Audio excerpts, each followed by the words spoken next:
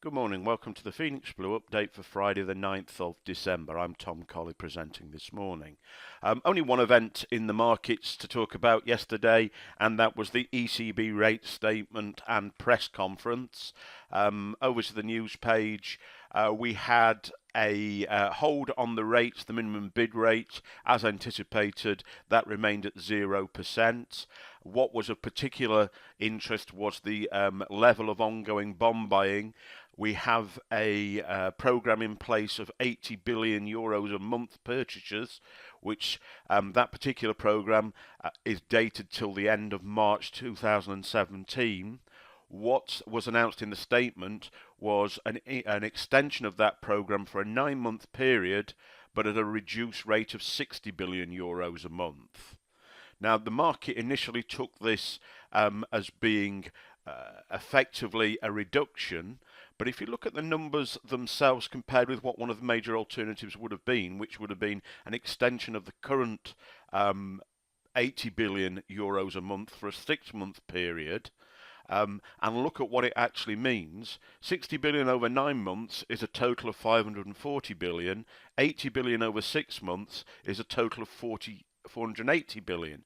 So in actual fact, although the monthly rate had decreased, it was a larger level of bond buying, or a larger amount of bond buying, than one of the other significant and more expected alternatives. So in effect, it actually meant that although the markets reacted initially to a reduction, as it analysed the data, the market moved the other way. At the end of 2017, if the ECB stick to the 60 billion for that 9-month period, they would have bought 2.4 trillion euros of bonds. Now, one of the other things that came out in the press conference was that although this is what they projected that they would do, they retained the possibility of returning to the 80 billion level at any point. That could mean if something negative comes through in the first quarter, that we could see this 9-month period being taken back up to the 80 billion, which obviously would be even more than they've actually stated they will be doing.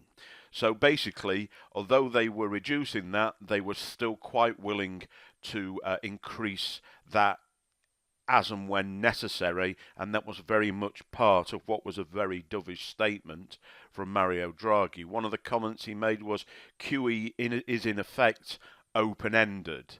You can't. That's very much on a par with what he said previously. We'll do whatever it takes. He acknowledged that although he's been asking for structural reforms in the euro area members countries, the number of elections due next year, and the uncertainty from Brexit and the new Trump administration in the States means that that structural change is unlikely to happen significantly through 2017. This was also reflected in what the ECB staff had projected. They're projecting euro area inflation by 2019 to only be 1.7% against the targeted inflation level of 2%. So all in all, very, very dovish. It took a moment for the markets to acknowledge that, and that was seen in the form of a spike. Oh, sorry, one thing I forgot to mention that you need to have your eyes open on over the weekend. There's a meeting between OPEC and 14 non-member producers on Saturday in Vienna. The OPEC and Russia having come to an agreement on capping production.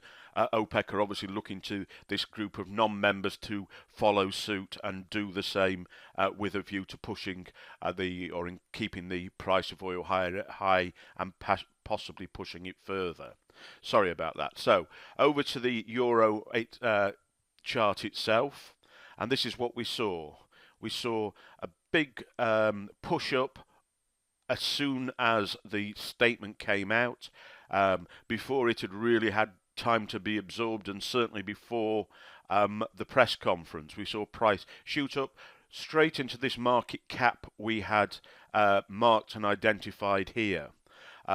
As soon as the market started to absorb what was actually in the statement, what it meant, price came straight back down. So what effectively we'd had is a false breakout. We then had the press conference, and this was what drove the euro lower. So we'd got into the market right at the top of the spike on this market cap.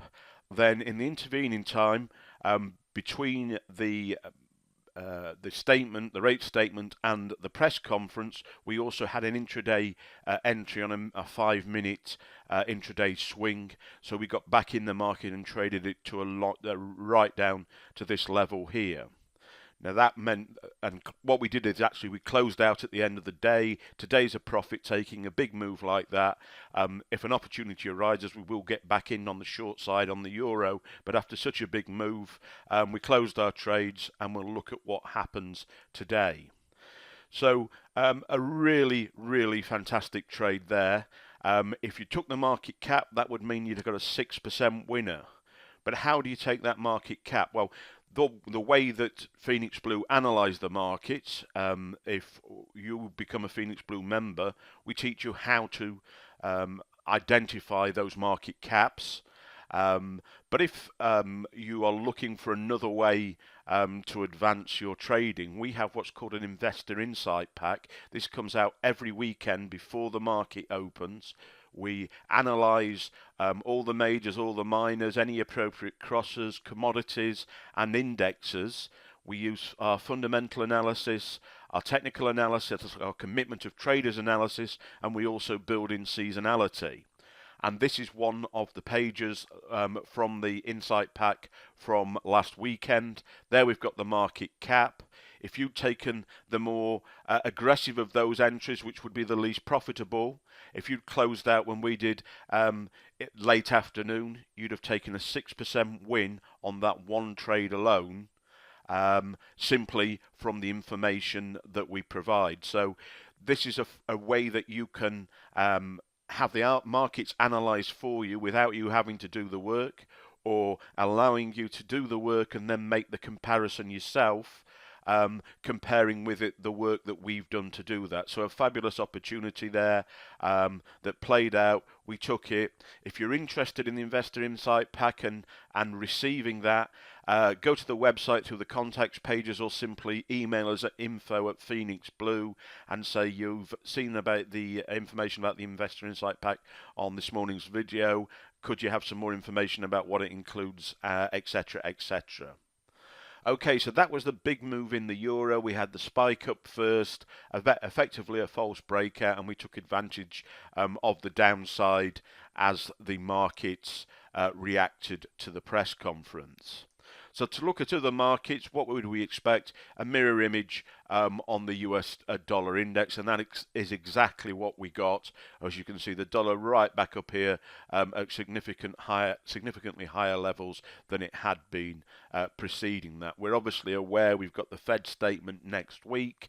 So still a lot to happen in this market, particularly next week before Christmas.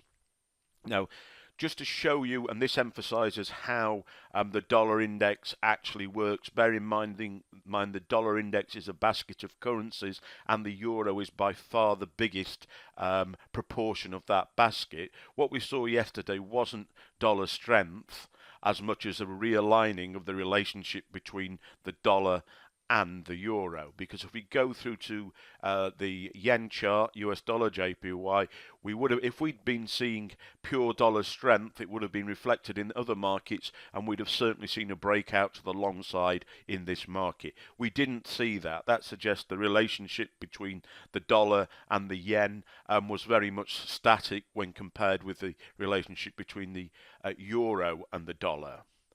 We saw a bit more reaction on the British pound. This is the GBP USD chart.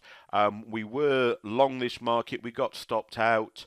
But in the light of the move from the euro, we did take some intraday moves back to the short side in this market. However, what we're now looking at is potentially we've got a very significant level here at a big number, big handle 1.25.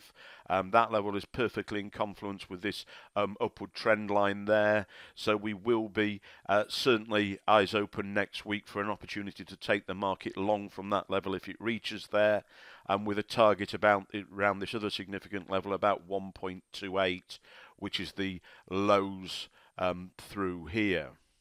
Now, the other thing that came out of the ECB announcement, the bond buying and effectively a more quantitative easing, which means basically more cheap cash to go into the equities market. This is the S&P. We saw a new record high on the S&P. We saw a new record high on the Dow. The day before, we'd seen a really strong move, unexpectedly strong move on the S&P. There was every reason, other than the ECB announcement, to expect some sort of pullback on that because it did look like an overplayed move. However, with the ECB coming on, we had another new high, and this is a market that will be looking for opportunities to get into over the next few weeks. All equities markets are seasonally long through December, and we do expect most to benefit from what's called the Santa Claus rally. Another market of obvious interest was the DAX, exactly the same. We've been watching this level through here for literally months. The level had become more and more significant. It had broken through after a third really strong bullish day. Without the ECB, we would have been looking for a pullback to that level, but on the ECB announcement, we took an intraday entry long. We've had some profit off the table, and we'll wait to see what that market does. I'm not overcommitted in the market at this moment because there is the potential of a pullback. All markets, we might expect some sort of pullback on yesterday's large moves, simply because Friday normally means profit taking ahead of next week when we'll be waiting for the Fed announcement. Okay, guys, so yesterday, a fabulous day for Phoenix Blue traders. One of those days when the news moves the markets, fundamentals move the markets, and our analysis was spot on. We were able to take advantage of that. So we'll be resting on our laurels to a certain extent, be reanalyzing the markets ahead of the Fed next week. We hope you have a great weekend, and we look forward to another successful week next week. Goodbye.